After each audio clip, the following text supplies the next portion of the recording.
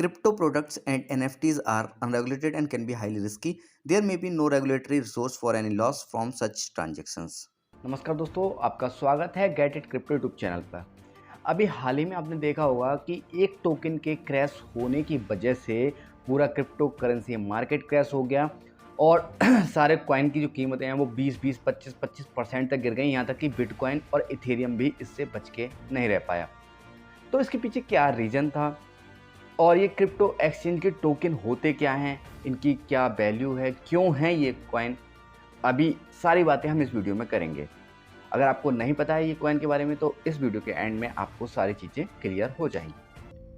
तो एक्चुअली हुआ ये कि बाइनेंस के जो सीईओ हैं उन्होंने ये अनाउंस किया FTX जो क्रिप्टो एक्सचेंज है उसका जो टोकन है FTT उसको लिक्विडेट करेंगे, मतलब जो भी उनके पास FTT टोकन पड़े हुए हैं बेचेंगे। अब उनके इतना कहने पर ही एकदम से मार्केट में सेल ऑफ आ गया। उस कॉइन को लेकर FTT कॉइन को लेकर सेल ऑफ आ गया और जो रिटेल इन्वेस्टर थे वो भी उसे एकदम धड़ल्ले से बेचने लगे और जो थोड़े इंस्टीट्यूशनल इन्वेस्टर थे वो भी बेचने लगे और FTT टोकन के जो प्राइस हैं वो 85% तक गिर गए। अब ऐसा हुआ इसलिए क्योंकि जो CEO हैं बाइनेंस के उनके पास FTT टोकन की जो होल्डिंग थी वो लगभग 23 मिलियन टोकन थे जिनकी कीमत कम से कम $529 मिलियन होती है। और इतने बड़े अमाउंट में एक साथ FTT टोकन को अगर बेचा जाएगा तो जाहिर सी बात है कि उसमें सेल ऑफ आएगा। अब मैं एक साथ बिटकॉइन अगर बेचूंगा, मेरे पास बहुत सारे बिटकॉइन हैं, तो जब मैं बेचूंगा तो उसकी कीमतें गिरेंगी और कीमतें गिरेंगी तो जिनके पहले से इन्वेस्टमेंट है उस बिटकॉइन में वो भी बेचना चाहेंगे ना जल्दी से जल्दी, ताकि उनको वो कीमतें गिरने से नुकसान ना हो। तो ऐसे ही FTT में हुआ और लगातार लोगों ने सेल ऑफ करना शुरू किया जिससे उसकी कीमतें गिरती गईं और इतनी गिरी कि पूरी क्रिप्टो मार्केट की कीमतें गिर गईं। तो इसलिए ये जो क्रैश हुआ था, अभी हुआ था, सिर्फ एक ट्वीट की वजह से। अब ऐसे क्रैश से कैसे बचें?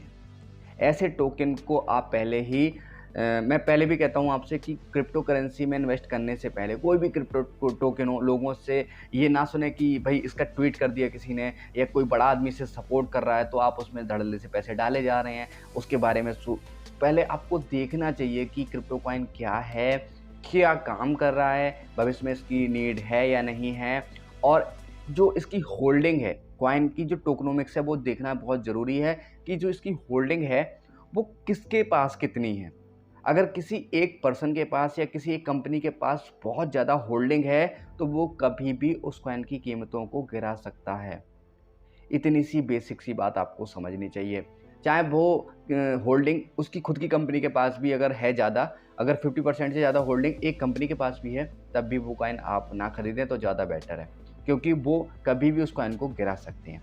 जैसे कि अभी एक स्कैम हुआ था बिटकॉइन नाम से, वो केस चल रहा है अभी बिटकॉइन वाला, तो वो अपने इंडिया का ही था। उसने बिटकॉइन नाम का एक क्रिप्टो कॉइन बनाया जिसकी कोई वैल्यू नहीं थी। वो एक ट्रेडिंग बॉट उन्होंने बना दिया कि एक ट्रेडिंग बॉट है और आप इसमें इन्वेस्ट करें, उसका उन्होंने एक टोकन बना दिया था जिसकी ज़्यादातर होल्डिंग उनके पास थी।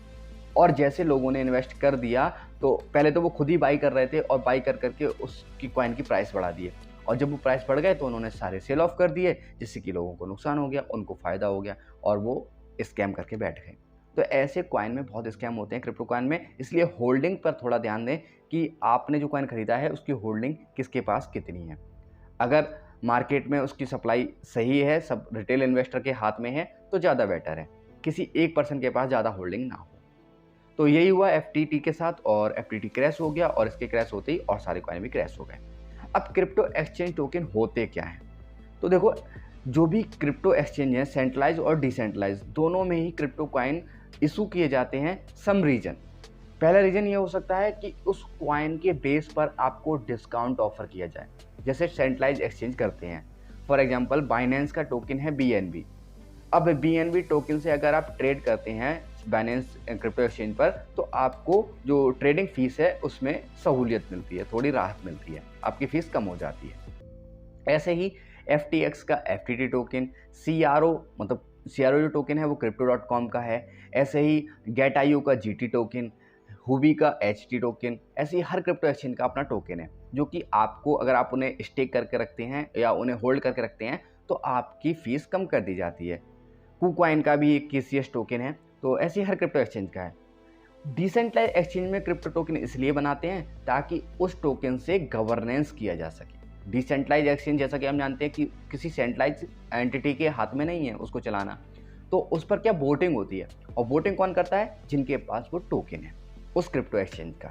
तो जिसे हम डाओ कहते हैं, डिसेंट्रलाइज ऑटोनोमस ऑर्गेनाइजेशन, तो उसको चलाने के लिए भी टोकन इशू करे जाते हैं कई बार। तो वो डिसेंट्रलाइज केस में होता है, जैसे BNB जो है बाइनेंस के केस में, हालांकि वो सेंट्रलाइज एक्सचेंज है, लेकिन वो BNB टोकन एक और यूज केस के लिए भी बनाया गया है, वो है BNB चेन के लिए। जैसे इथेरियम ब्लॉकचेन पर ETH टोकन का यूज करते हैं फीस देने के लिए, वैसे ही BNB जो ब्लॉकचेन है उस पर BNB टोकन देते हैं, बाइनेंस जो चेन है, तो BNB टोकन उसके लिए भी बनाया गया है।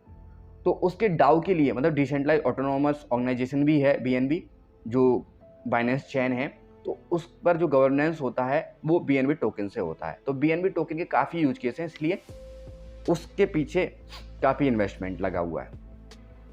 दूसरी चीज़, आप ये ध्यान रखें कि जो भी क्रिप्टो टोकन आप खरीद रहे हैं, अगर एक्सचेंज का है तो एक्सचेंज के साथ साथ उसके राइवल एक्सचेंज पर उसकी होल्डिंग कितनी है, ये ध्यान रखें। क्योंकि बाइनेंस ने क्या करा था, FTX जब बना था तो FTX के शुरुआत में भी शुरुआती इन्वेस्टर थे बाइनेंस, और उन्होंने जितनी जो इक्विटी खरीदी थी वो सब FTX में ले ली थी, FTX टोकन में, इसलिए उनके पास 23 मिलियन टोकन थे। तो ऐसे अगर राइवल एक्सचेंज के पास इतनी होल्डिंग है तो जाहिर सी बात है कि वो राइवल एक्सचेंज कभी भी अपने राइवल एक्सचेंज को बढ़ते नहीं देख सकता, जैसे ही वो बढ़ेगा उससे गिरा देगा वो उस टोकन को सेल ऑफ करके। तो यही हुआ FTX के साथ। तो इस चीज़ का ध्यान रखें, क्रिप्टो एक्सचेंज टोकन जो हैं उनमें तभी इन्वेस्ट करें जब उनका यूज केस ज़्यादा हो, सिर्फ कैशबैक के लिए ना रखे गए हों, और राइवल एक्सचेंज के पास कम होल्डिंग हो। क्रिप्टो एक्सचेंज टोकन के साथ साथ और भी जो टोकन है उनमें इन्वेस्ट करने से पहले रिसर्च कर लें। मेरी भी कोशिश रहती है कि मैं किसी भी क्रिप्टो कॉइन के बारे में आपको बता दूं पूरा डिटेल में, फिर भी कुछ चीज़ छूट जाती हैं, तो आप खुद से रिसर्च करें और इन्वेस्ट करने से पहले अच्छे से जांच लें, क्योंकि क्रिप्टो करेंसी आपको रातों रात अमीर बना सकती है तो फ़कीर भी बना सकती है, ये भी सच्चाई है।